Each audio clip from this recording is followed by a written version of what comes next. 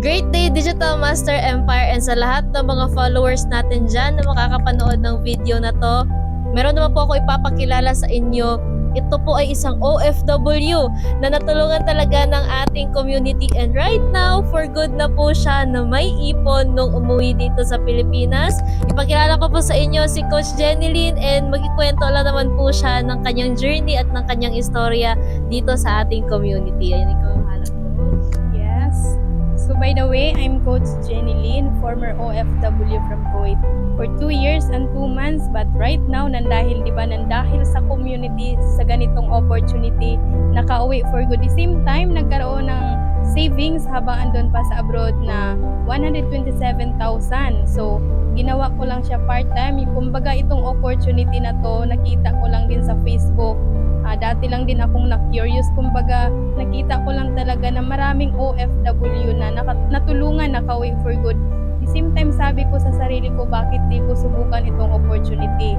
So yun lang, kumbaga nag-decide ako, nagtiwala lang ako sa taong nag-share sa akin, kasi sabi nga nila, tingnan mo yung mga taong nauna kasi yun din yung mangyayari sa'yo. And right now, di ba, sobrang sarap lang sa feelings na nakauwi na ako for good. The same time, kasama ko na yung mga tao dito sa opportunity na kumbaga yung mga taong dating walang-wala din, natulungan dito sa opportunity na nabago yung buhay.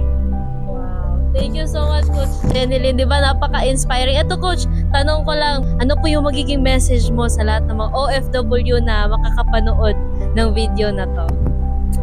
Yes, ang message ko lang sa makapanood na dito, lalo't OFW ka, kahit anong background mo man, kumbaga mag-decide ka lang din kung nashiran ka man ni Coach. Yes, marami na din yan, kumbaga tinutulungan dito sa community natin.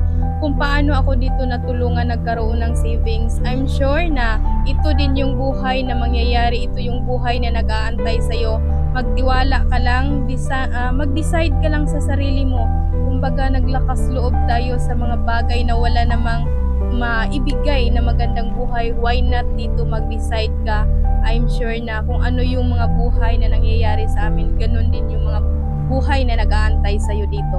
Wow! Thank you so much, Coach Jeneline. Grabe, napaka-inspiring ng message niya. At sa lahat po na makakapanood nga, de-decide ka lang, sumabay ka lang sa amin. Kasi for sure, kung nagawa ni Coach Jeneline, nagawa ko, I'm sure kayang-kaya mo rin.